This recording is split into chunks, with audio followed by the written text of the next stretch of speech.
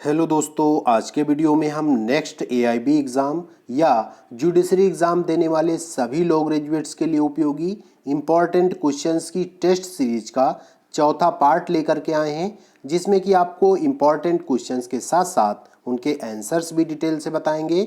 यदि सीरीज के पहले 3 पार्ट आपने नहीं देखे हैं तो अवश्य देखें, उनका लिंक वीडियो के डिस्क्रिप्शन में दिया गया है। तो दोस्तों, ऐसी ही लॉ रिलेटेड यूजफुल वीडियोज़ का नोटिफिकेशन पाने के लिए जल्दी से वीडियो को लाइक और चैनल को सब्सक्राइब कर लीजिए। तो चलिए आज का वीडियो स्टार्ट करते हैं और देखते हैं सबसे पहला क्वेश्चन आज का। तो सबसे पहला क्वेश्चन कह रहा है, भारतीय दंड संहिता की धारा 124A किसके लिए सजा निर्धारित करती है। मीन्स जो सेक्शन 124A है उसमें जो है कौन सी सजा बताई गई है। तो देखें दोस्तों, 4 ऑप्शन है। पहला कहता है राजद्रोह, बी ऑप्शन कहता है भारत सरकार के खिलाफ युद्ध छेड़ने के लिए, सी ऑप्शन कहता है विद्रोह उकसाने के लिए और डी ऑप्शन कहता है कैदी को भागने में सहायता के लिए। तो दोस्तों, यहाँ पर जो राइट आंसर है वो ऑप्शन नंबर ए होगा, राजद्रोह, क्योंकि जो आईपीसी का सेक्शन 124A है वो राजद्रोह के लिए है। ठीक है दोस्तों, नेक्स्ट क्वेश्चन देखते हैं।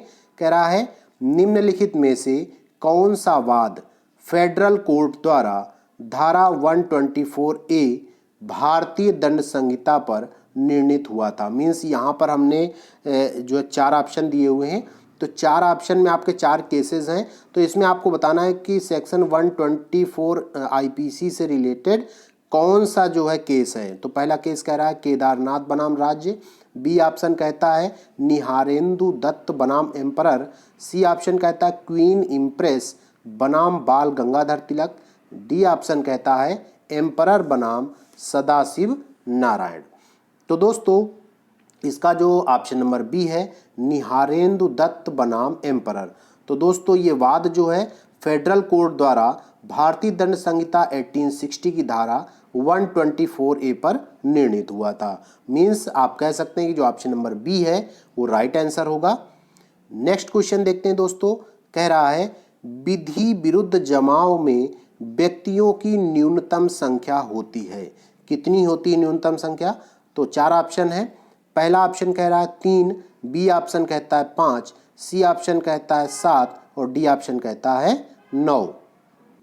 दोस्तों, भारतीय दंड संहिता की धारा 141 में परिभाषित विधि विरुद्ध जमाव के लोक प्रशांति के अपराध के लिए 5 या 5 से अधिक व्यक्तियों का होना आवश्यक है।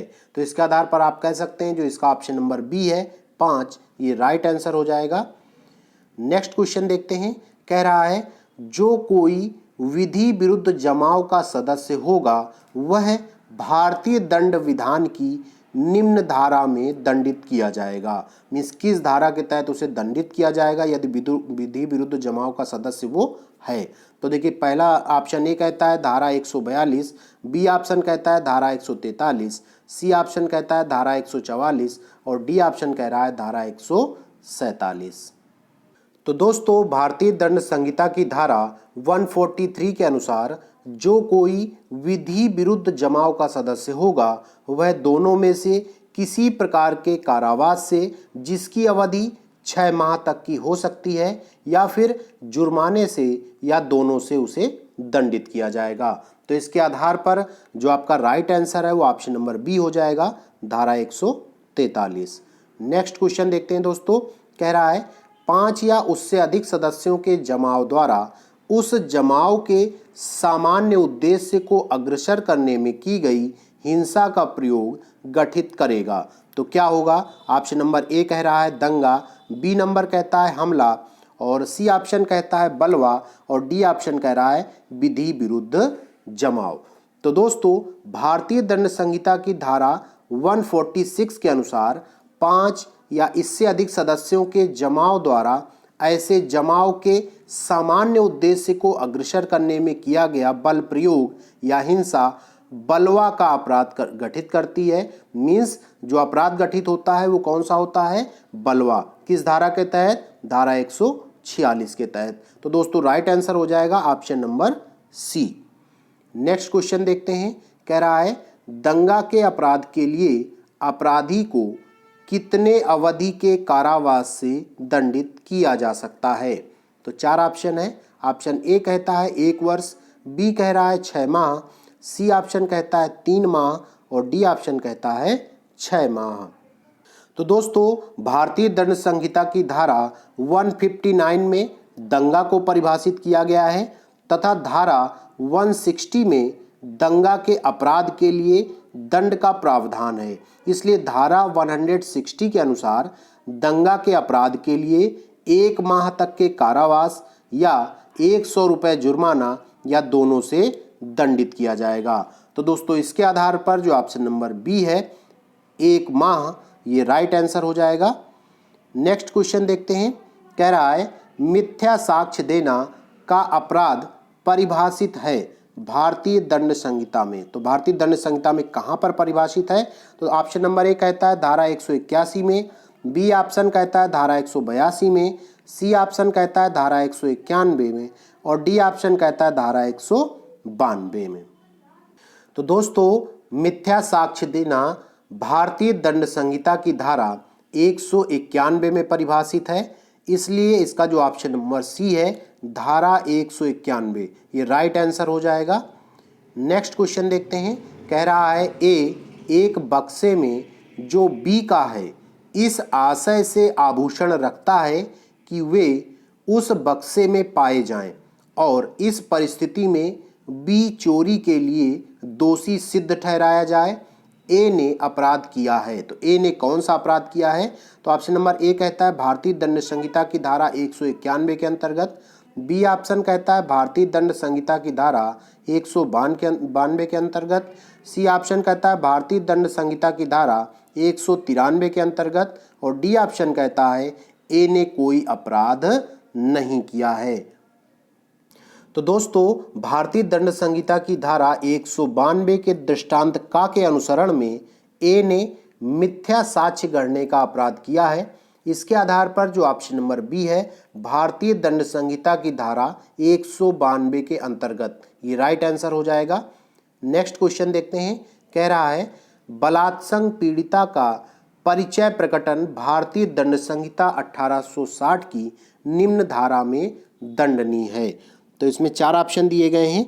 ऑप्शन ए कहता है धारा 337, बी ऑप्शन कहता है धारा 228, सी ऑप्शन कहता है धारा 229 और डी ऑप्शन कहता है धारा 228 ए। तो दोस्तों, भारतीय दंड संहिता की धारा 228 ए बलात्संग की पीड़ित व्यक्ति का परिचय प्रकटन करने में जो दंडनीय अपराध है उसकी घोषणा करती है। मीन्स यहाँ पर आप कह सकते हैं जो ऑप्शन नंबर डी है धारा 228 ए, ये राइट आंसर हो जाएगा। नेक्स्ट क्वेश्चन देखते हैं। कह रहा है का एक ऐसे स्टाम्प को जिसे वह जानता है कि वह सरकार द्वारा राजस्व के प्रयोजन के लिए चालित एक स्टाम्प की कूट कृति है, असली स्टाम्प के रूप में उपयोग में लेता है। भारतीय दंड संहिता 1860 की किस धारा के अधीन वह दंडित होगा? तो देखें दोस्तों, ऑप्शन ए कहता है धारा 260, बी ऑप्शन कहता है धारा 259 और सी ऑप्शन कहता है धारा 258, डी ऑप्शन कहता है धारा 257।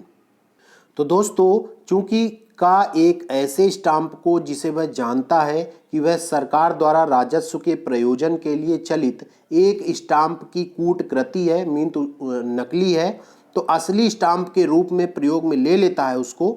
तो यहाँ पर का भारतीय दंड संहिता की धारा 260 के अधीन दंडित होगा।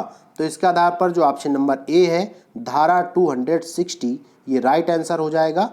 नेक्स्ट क्वेश्चन देखते हैं। कह रहा है एक धार्मिक स्थान पर जाने वाले तीर्थयात्रियों को निःशुल्क भोजन एवं पानी उपलब्ध करवाने हेतु आने व्यस्त सड़क के आधे भाग पर एक तंबू गाड़ दिया, क्या उसने कोई अपराध किया है? तो ऑप्शन ए कहता है कोई अपराध नहीं किया, बी ऑप्शन कहता है उसने एक धार्मिक कार्य किया है, सी ऑप्शन कहता है कि उसने एक सामाजिक सेवा का कार्य किया है और डी ऑप्शन कहता है कि उसने लोक न्यूसेंस का अपराध किया है।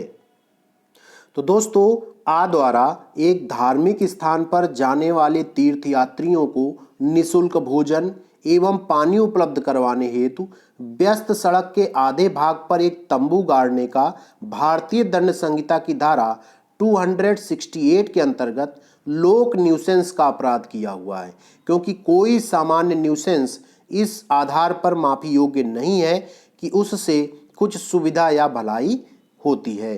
तो दोस्तों इसके आधार पर जो ऑप्शन नंबर डी है कि उसने लोक न्यूसेंस का अपराध किया है, ये राइट आंसर होगा।